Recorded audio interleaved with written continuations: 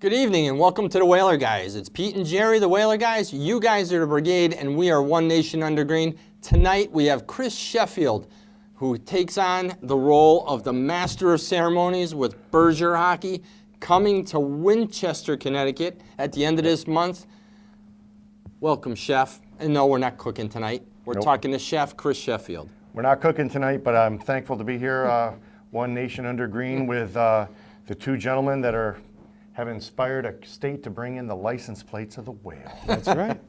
That's right. I love it. We are here. So, yeah, we've got this great, pond hockey tournament, which I love. I mean, everybody loves pond hockey. I mean, if you're not a hockey fan, what hockey fan doesn't like pond hockey? That's where it all started. That's where it all started. Up in the northern hills, with the northwest hills of Connecticut, Yep. right? It's a beautiful area too. We see some of the pictures that we'll go through. Look at some of the scenery. I mean, if you just you're not really a hockey fan, but you like scenery, hey, that's good too.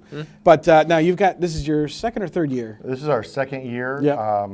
It's on Park Pond in Winchester Center, Connecticut, and it's held at the only state Grange camp that is left in the United States. It's an overnight Grange camp. And we did this as we started out as a fundraiser for the camp, and next thing you know, actually some of the players that played in the tournament last year actually attended the camp in the summer. Wow. And the summer runs, they have a camp that runs 7 weeks. It's overnight. So the drop-off is on Saturday, the pickup is on Sunday, or vice versa, and the next thing you know, the camp's starting to grow. So we're in our second year for the tournament, but grateful that the Connecticut State Grange allows us to host a pond hockey tournament, which is where hockey started. You have that right? Right. And I'm running this pond hockey tournament from Fountain Valley, California, which is our world headquarters are. Yeah, you kind of do it from a long reach. I do it, yeah. This is the longest I've been without flip-flops and board shorts and red wine. So I got to throw that in there for my girlfriend. After we're done here, you can go have one. I can go have a glass of red wine from the Northeast. Now, when you started out doing this last year, Yeah. what was the initial thought? Did you think it was going to be, were you nervous? I mean, anytime you start a project, like Peter and I did with the license plates, you just never know what type of support or what type of, teams you're going to get in. Yep. Well, that's a great question. I wasn't sure what I would get. I had been out of the state for several years, and I didn't know what the response would be. But everybody loves pond hockey, so it's kind of like chocolate. Everybody loves chocolate, so. Right. But anyway, we have a great facility, so and it's conducive to pond hockey, and it's shaded in the right times of day. But it was a lot of recruiting, a lot of contacts back east. Gotta love Connecticut hockey jumped on board. The New England USA Hockey website was a tremendous help, but it was a lot of people putting trust in us on what we could run.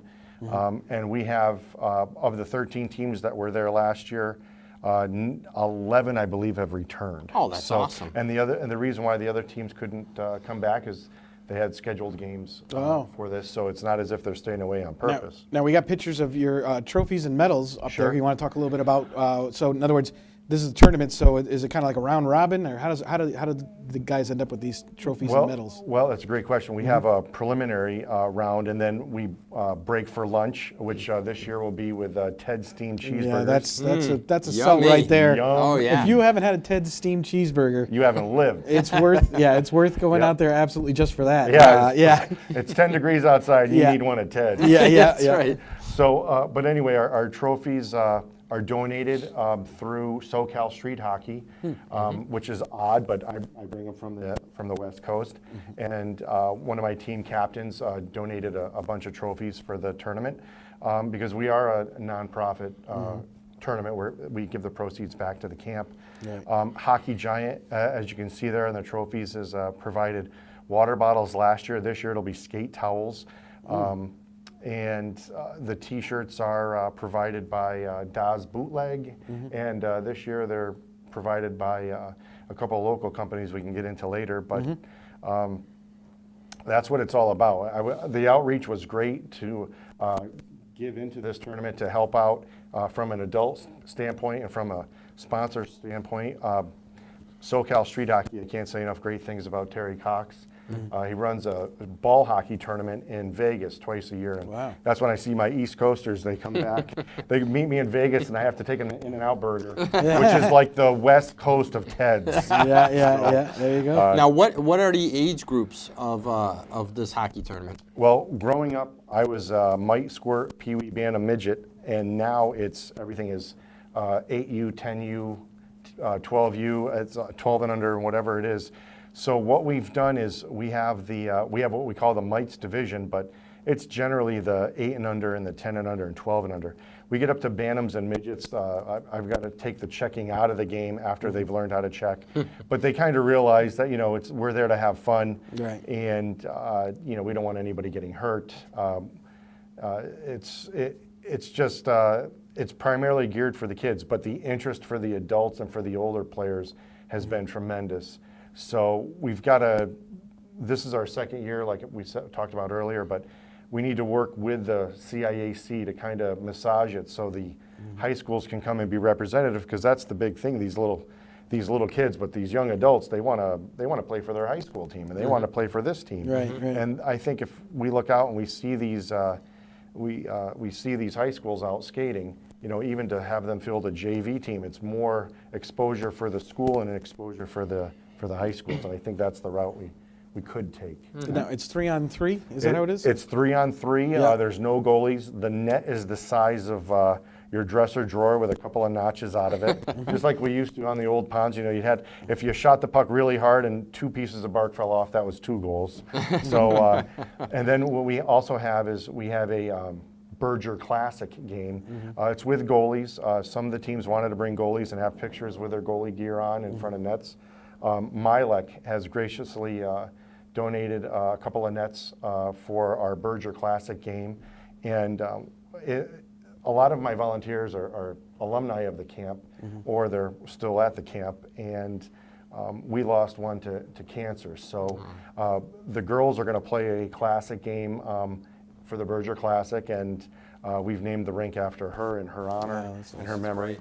So actually, it's all going to piece together, and each rink is named after certain people, and we can cover that. That's great. Sure. Now, when you talk about the kids, we really have to salute all the parents that get the kids up there, because you give the trophies and the medals to the kids, but really the parents are the ones that make this happen for their kids. Well, you're right, but this year we have for the first, I think, 75 moms, because it's all about the hockey moms.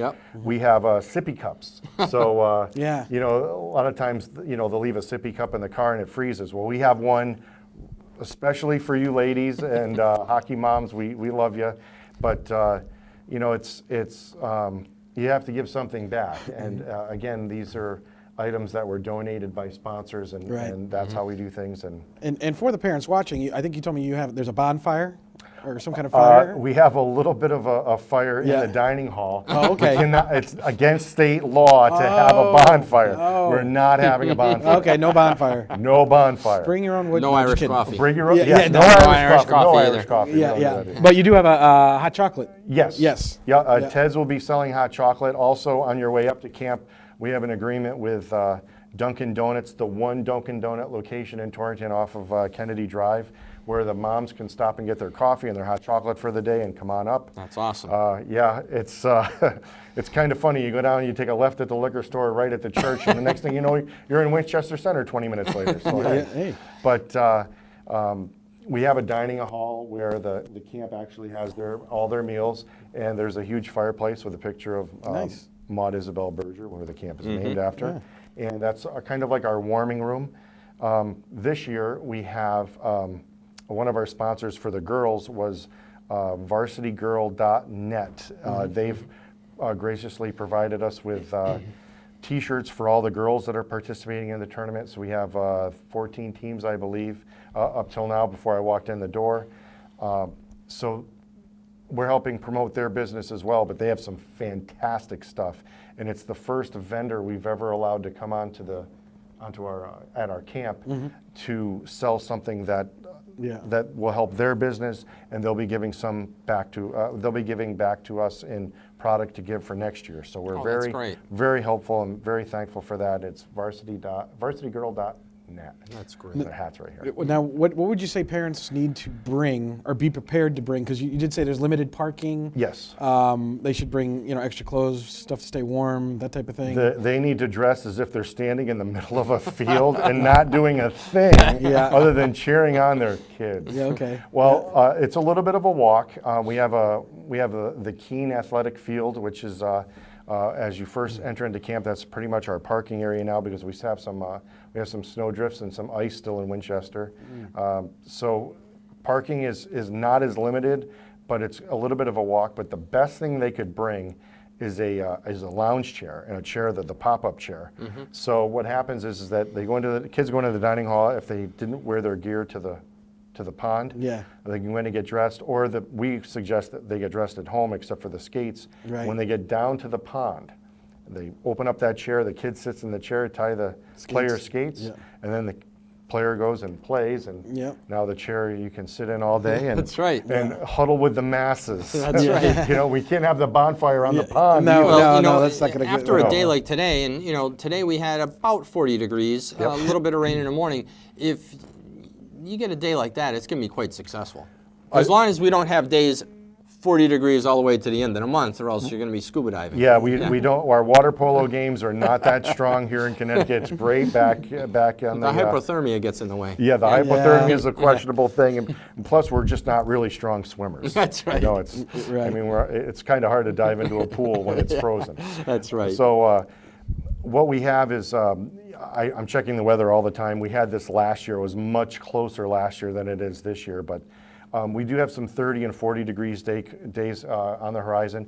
We have a perfect day for rain, which is Tuesday, but I was in Winchester today. It was raining in Winstead, which is a city in the town of Winchester. It's raining in Winstead. In Winchester, everything is frozen. Wow, that's So great. the temperature, not a lot of people realize this, but the temperature drops, obviously with elevation, but it's the largest pond in Connecticut with the elevation that high in a pond that size, and it's spring fed. It's only 15 to 18 feet deep. Wow. It is bitter cold up there, but the players have the best of times. That's good. And every night we're getting cold weather. So, every night you're going to have a good freeze. So. Yep.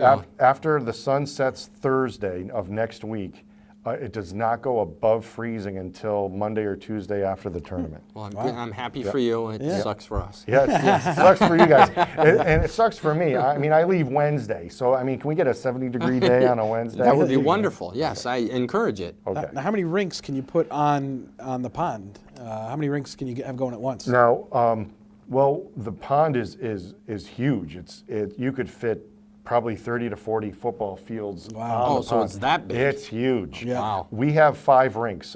They're all named after people that have been close to the hockey community here in Connecticut, or we're close to the camp. But one that I'm fascinated with, and it's been a pretty good outreach, is we have a veterans rink, and it's the sign is done in camo, and we have veterans that are coming to skate with their kids. We have we have a parent-player pickup game at noon. It's not even officiated. It's just a bunch of families getting together. But first and foremost, we're giving back to those veterans. That's great. And that's the one I'm really hopeful for. I can't wait to see that. But we have 5 rinks named after certain people, like I said, are close to us, and we're thankful for that. And we're thankful for one of you guys, I think, is coming out to do the podcast for us. We will probably both do the podcast from that location. Yeah. As long as nothing gets in the way, Right. Peter and I will be on location, and we can download that. Peter has the capabilities, thank goodness, to upload that. Very capable. He is Very capable. capable. That's Very why we capable. keep him. And that'll be great to have you there. Maybe we can have a couple parents talk to us and what it means to their kids to be part of this great opportunity to be out playing pond hockey where hockey started. Yep, we'll have a warming room for you. That's I know, good. I know That's you're a little good, chilly. 'cause, Yes, I'm always cold. Yeah, because he's got the Cut it out. You're like an Don't start. 86-year-old lady. You're lucky you know? he's between us. Yeah. Yep. I'm the Porsche between 2 cement trucks, folks. That's right. I'll tell you We're, that and right we're now. mixing right now. We're Yep, mixing they're it up. mixing it up. Yep. Now, when you first brought this idea up to the Berger Camp, Yep, is the it director, the camp, sure. the director? Yep. What was their immediate response? Well, the funny thing was, it started out, I was in I was in California in Huntington Beach, and it was the hottest day in June I've ever had. And I'm sitting there sweating, and I said, you know what? I got to get back to pond hockey. And I thought about helping out Camp Berger. They were struggling with enrollment, but the directors that they have now they're on the upswing. And I know we need to really get behind the state and really try to get the Whalers back, but that's a totally different show. Or maybe it's this one, I don't know. But it's the same thing with the camp. I needed to step in and do something. Right. So it was, I picked up the phone and she kind of laughed, the director, and she said, sure, and let's come on up and talk about it. And I'll tell you what, I did not fly east until the week of the tournament last year. So I didn't even meet them, sight unseen. They trusted me, and we were getting back to how it started last year and so forth. But it was a lot of trust and a lot of things, and just thankful for them to open the door to us, but thankful that we sent 4 or 5 kids last year to summer camp that could have not otherwise afforded to go. Oh, that's great. So we're thankful for that. Oh, that's fantastic. Yep. Yeah. It's great, and it's great to I can't wait to go out there and just try it out and just be out there and see how it goes. And like you said, you have I think last year you said you had 13 teams. Yes. And this year you already have 27, and you're not done yet. Not done yet. I still have phone calls I've got to make. It's the funniest thing is that all of my boys' teams are from Boston. They're from the Boston area, Belmont. What a great group, and their group is swelling. And it's the Connecticut teams. I can't figure it out. We're so eager to jump on that Whaler bandwagon to bring them back. Put both big toes into that pond that's frozen. Trust me, you're not going to fall in.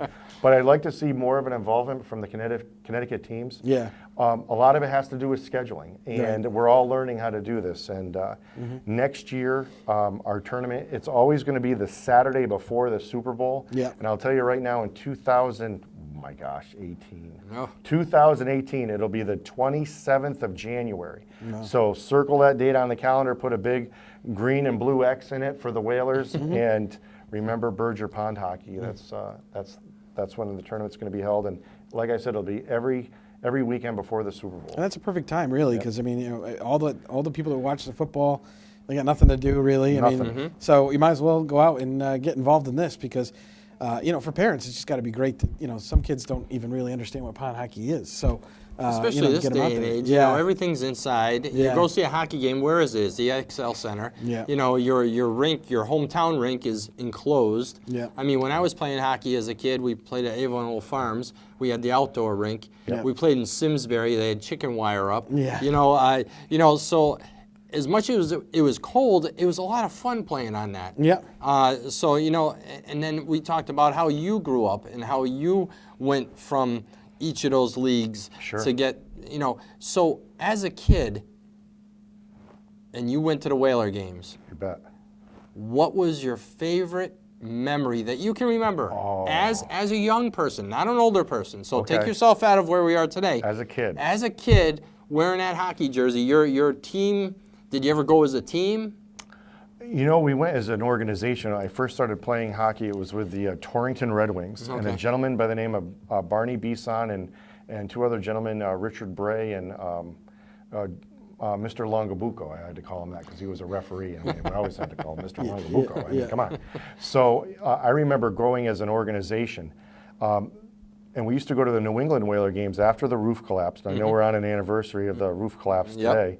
But I remember going to Springfield. I remember watching Mike Liu play for the Cincinnati Stingers and Robbie Fatorik I remember Gordie Howe and Robbie Fatorik getting matching minors for slashing and whacking and everything else. And, I do remember that. I remember Gordie's last game here in Hartford. It was against Montreal. They lost in overtime.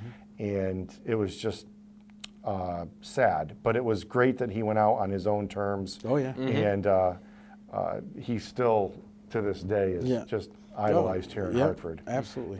So I do remember that young of an age. I do remember Mike Visor, who I'm friends with on Facebook. He's friends with everybody. And he actually gets back to you when you send him a message. Yes, he does. He's great. Yeah. I remember a few games that he played for with the Whale and Greg Millen as well. And so I'm going junior high and high school, but back in the WHA, it was unbelievable watching Keon and Mackenzie and and Howe and the younger Howe and Howe's and Al Smith and John Garrett. Cap Raider. Louis Lavisseur was in there as well. And The Abrahamson brothers. the Abrahamson brothers. I remember when Tommy came back. He played 1 year with the Hartford group. Yeah. But it was just unbelievable. It was sad to see them all get traded off. Yeah. It felt like the end of the world. And with Gordy, it was always different. But with the trades that the Whaler management made in the early '80s, trading Mark Howe, I mean, why would you do that? Exactly. Yeah, that was a weird one. But I think he wanted to be traded. But what are you going to do? He's probably the when best Peter and I defenseman. talk about it, we talk about it, and I always bring up how far back our hockey history goes. And it's very important because just like you outlined in your childhood, you saw them. Yep. I saw the Whalers in my childhood. Peter, we all have memories of way back when because we are getting older now. And it's all part of our Hartford Whaler, New England Whaler, Hartford hockey history.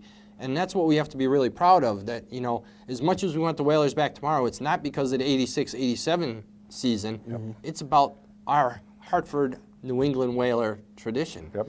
And we had some great players. Bobby Hull, and like you said, Johnny McKenzie, he only played a little time. But, these were great. Nick Fatiu. Are you kidding me? The Carlson brothers. Yeah.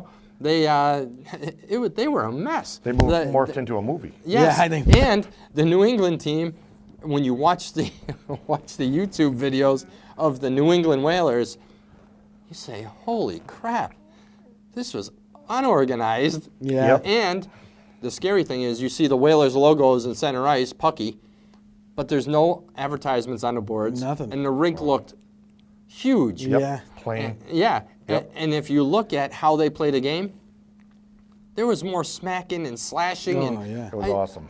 Today we have, it's kind of like basketball. Oh, you touched them, you got a penalty. Yep. Yeah, It's like, oh, Or cut it football. out. Oh, I know, it's ridiculous. yeah. So it's great to have that. It's great that you are now creating memories for these kids.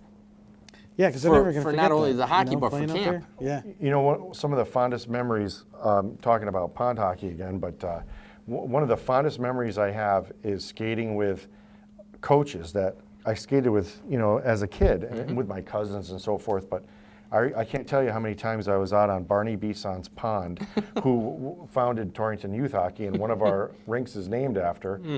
And I can't tell you how many hours he spent with me, just working with me, stick handling, and I was a goalie, and he would come in and do breakaways and wrist shots and so forth, and it was just, it was unbelievable. And, those memories for those players that we had last year, they're still vivid. They talk about it all year round. I mean, and I don't get it from the Facebook or the Snapchat or whatever Belichick wants to call it this week, but it's from the parents. The parents are like, these kids, hey, make sure I go to that. And to me, I don't look at it as a feather in my cap, but I look at it as, hey, I put on something that was quality, and more people want to come, and more alumni are getting involved. And if it's a good enough time for everybody, let's try to get as much exposure as we can to having a good time with hockey. The kids are under a gun. I know that it's a computer thing and everything else. They're always sitting down, and the homework and the pressure and everything else, and the pressure to play at a high level when they play these travel tournaments, and even in-house, they're always pushing an 8-year-old, 10-year-old kid. Yeah. And you're so right, because it's about building the memory. Absolutely. And not only that, but for those kids you can send to camp. Everyone wanted to get out of school in the summertime. Now they have a chance to build memories with their friends at camp. We only have about 30 seconds left. This half hour goes by so fast. We thank you so much for coming on. Yeah. And now it's January 28th and 29th? January 28th, the makeup date is the 29th, but it's going to be the 28th, folks, and I'm looking forward to it. I can't thank you two gentlemen Where enough. can they go real quick to, if they want to go on the Facebook, they go to Berger? They can go to Berger Hockey, or they can go on the Facebook, or the Camp Berger website. It'll redirect you to us as well.